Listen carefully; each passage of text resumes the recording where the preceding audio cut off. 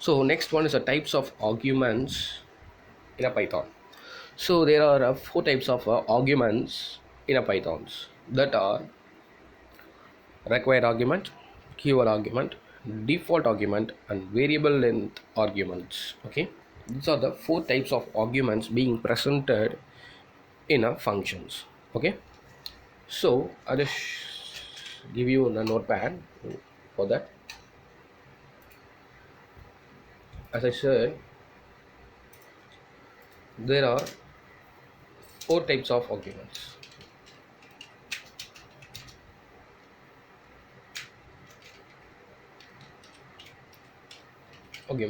So I'm sorry.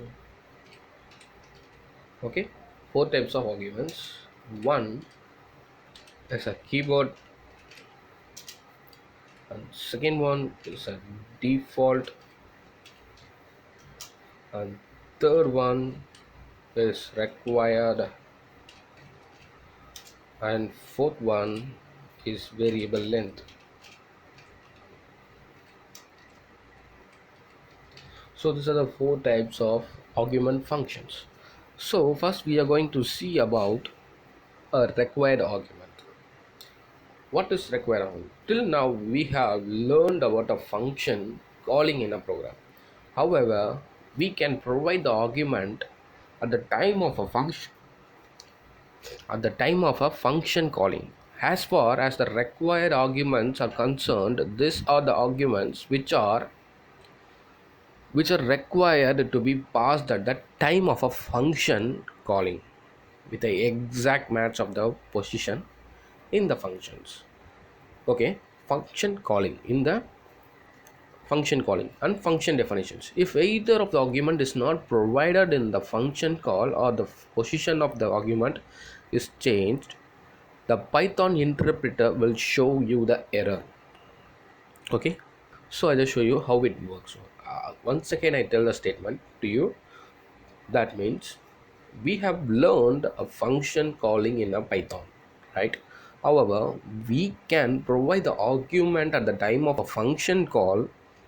As far the requirement arguments are concerned, these are the arguments which are required to be passed at the time of a function calling, with the exact match of the position in the function call and function definition. If either of the argument is not provided in the function call, or the position of the argument is changed, the Python interpreter will show the error. Okay, so this is the statement for a required argument. So I just show you example over for required argument. Okay, so example for required argument, I'm just taking this and making a hello world as like that. I'm giving a hello world as in argument. I'm giving a name, I'm calling a name. Okay, I'm going to give a message.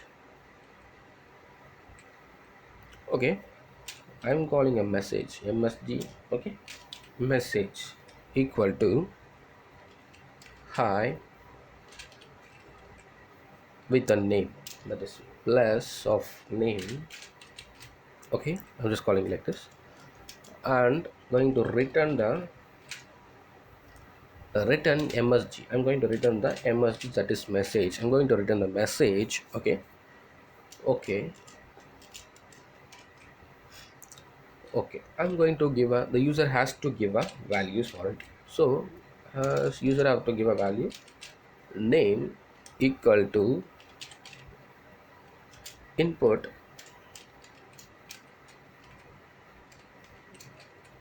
saying to the end user that enter the name.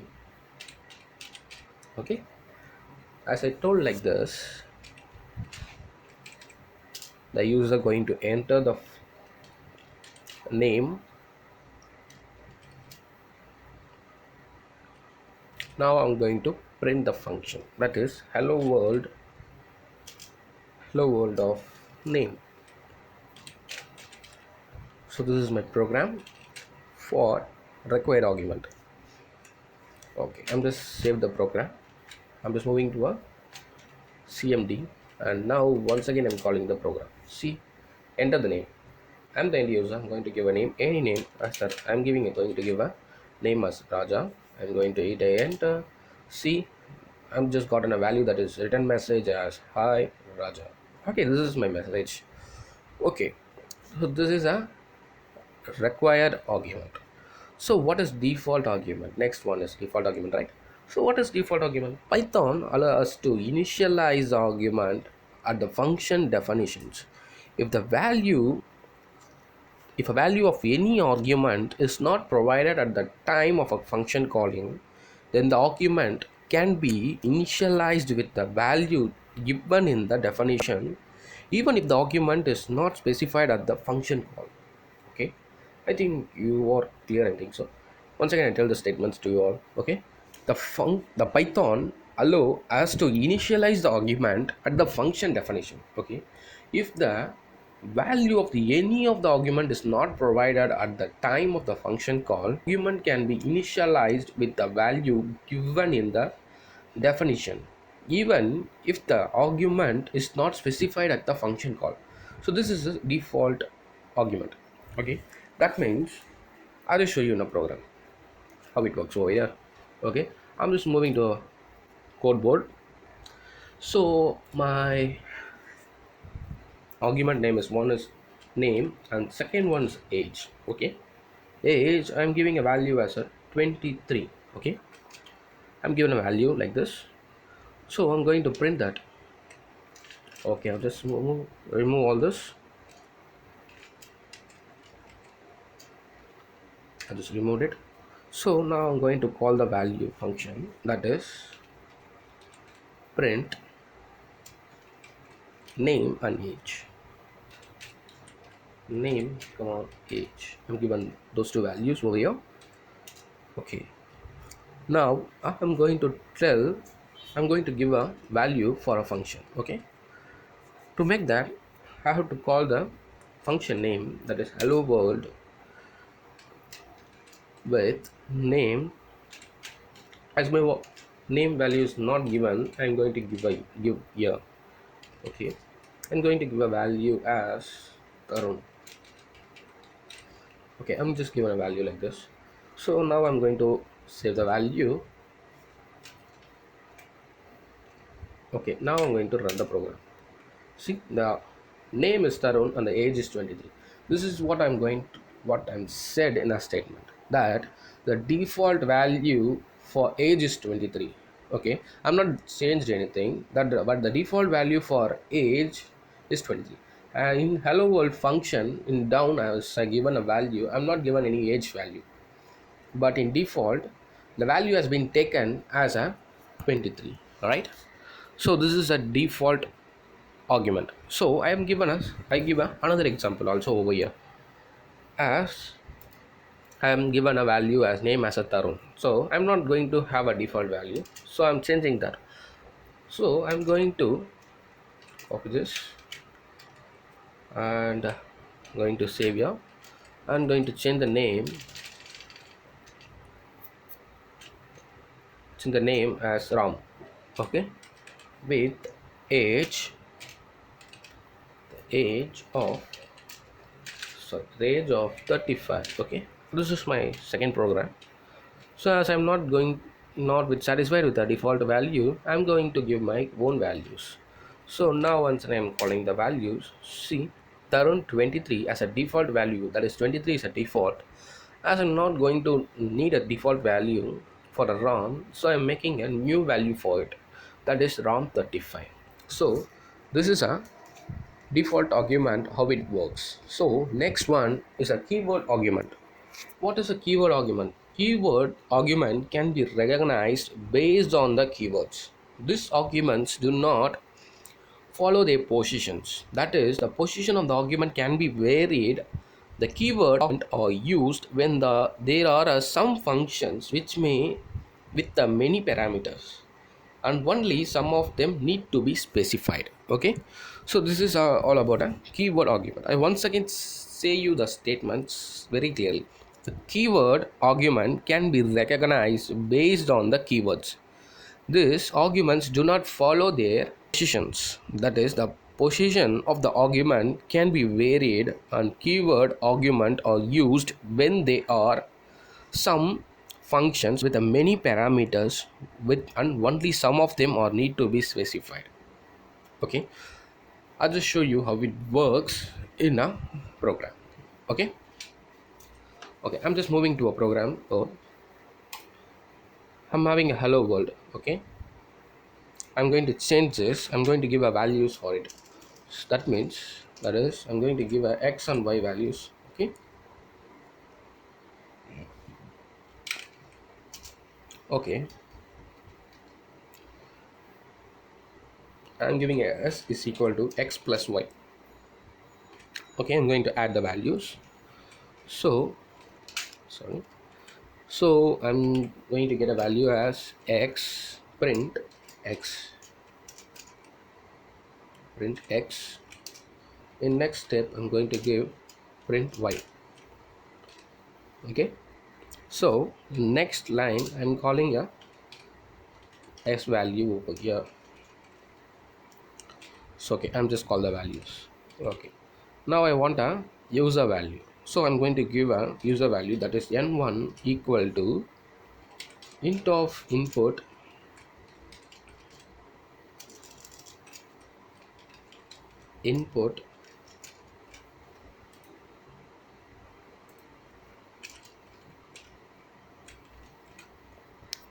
input, that is enter a number, enter the number. Okay, I'm given a value like this.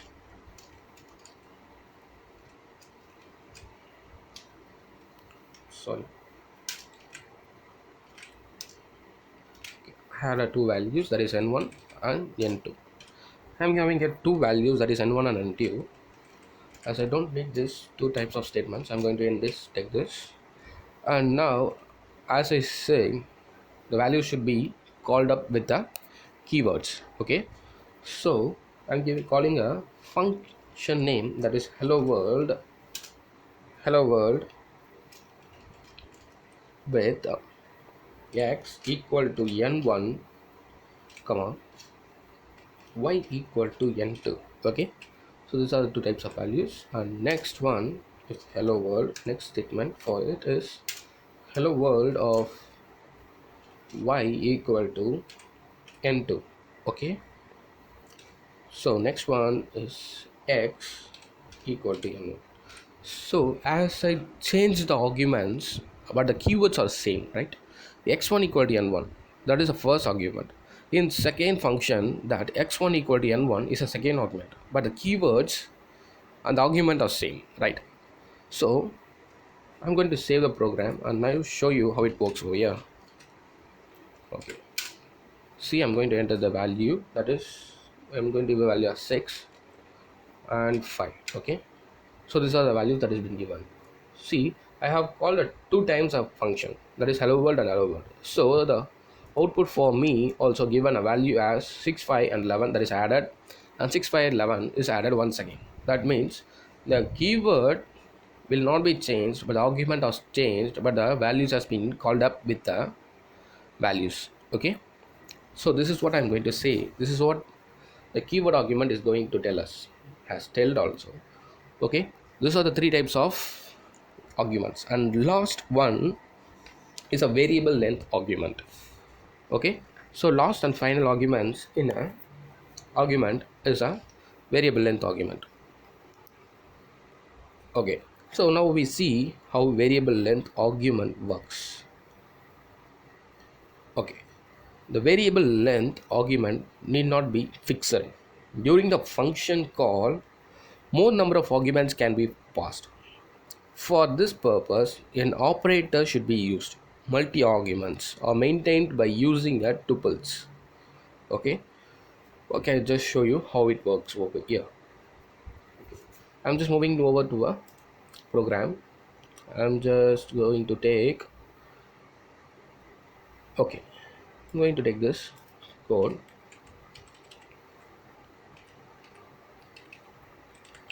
So hello world with x with the star that is asterisk with a mentioning of a t that tells n numbers of values, that is multiple arguments. As I'm mentioning a asterisk with some variables that with argument, that is said to be a multiple argument. Okay, so I'm in print statement, I'm telling that length of len. Okay, len of t. Okay, next one is x comma t. I'm giving like this. I'm going to take this statement. Okay, I'm giving going to give a n1 and n2. Now I'm going to call a value that is n1, and here I'm going to call a two values, that is n1 and n2, right? n1 and n2, these are the two values that I'm going to call over here. So now I'm going to save the program. Okay,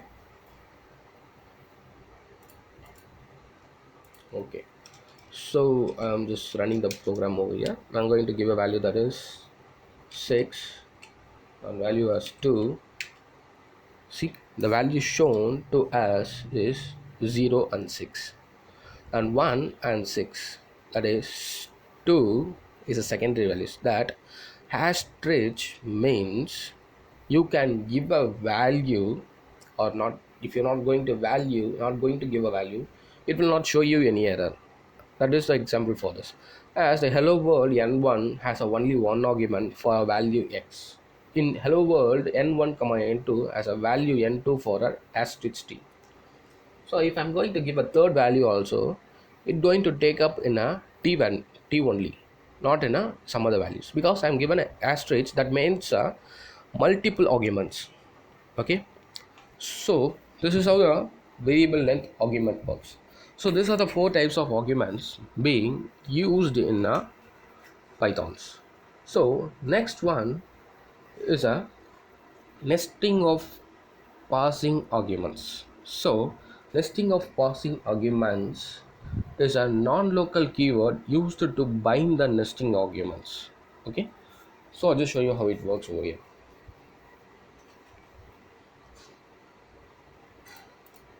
So this is the four types, as I said.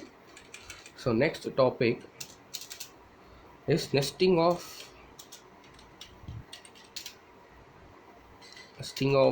passing arguments. Okay, so this is the next topic for arguments in a functions. Okay, so I'll just, before saying a statement, I'm just move to the program and how it works to you. I just show you in a program itself. Okay, okay, I'm just moving over here. I'm going to end this, take this over, all over here. I'm giving a function f with a variable.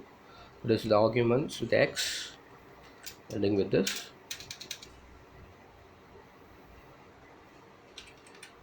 def. I'm giving a some, as this is a nesting, I'm going to give another statement, another function g of n. Okay, so non-local of x. Okay, if n of 10. Okay,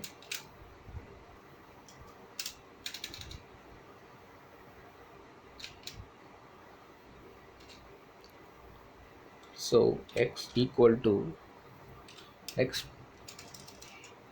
plus 1.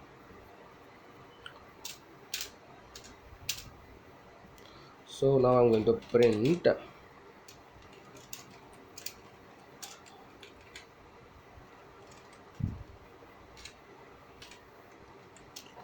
okay, so g of n plus 1. Okay,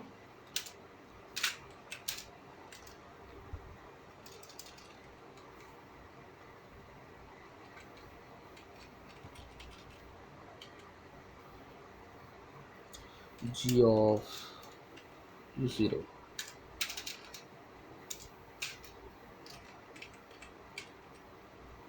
g of 0 with the value of 5. So this is a function and this is a program for a nesting of passing parameters. Okay, so if I run the program, it will show me a output as 6, 7, 8, 9, 10, 11, 12, and 13 and 14, 15. So these are going to be a values for my output. So this is how it works. So I'm making a two sets of functions, that is the out function and inner function, inside and outer functions. So as inner functions as f of n and outer function as f of g of n, local of x if n less than of 10, so x equal to x plus 1. Okay, the print goes on a functions and ends the values that I'm going to start with as 5, so it output will be 6, 7, 8, and 9, 10. So it gonna end with 15 values, that is going to give a value as a 10 values. Okay, this is how the nesting of passing argument works. So next one is an anonymous function.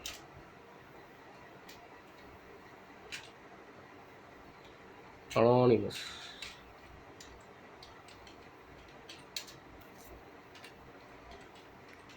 So next one is anonymous function. I'm just going to tell how it works only. Okay, so what is anonymous function? User defined function, that is user can define a function with a name. As I said all through this video, has said that user can make a initialize with a function name. Okay, that is with a def keyword. The user using a lambda keyword, we don't have to use a def keyword. That is user defined function without a name is allowed.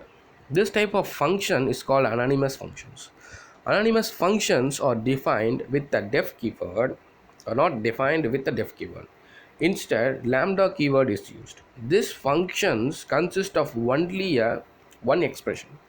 That is, lambda function can be used in a program like other user defined functions. In anonymous functions definitions, multiple arguments are allowed, but only one value can be returned. So the syntax of I just show you how the syntax will go. How syntax will have the syntax for it is return with var, return var name equal to lambda of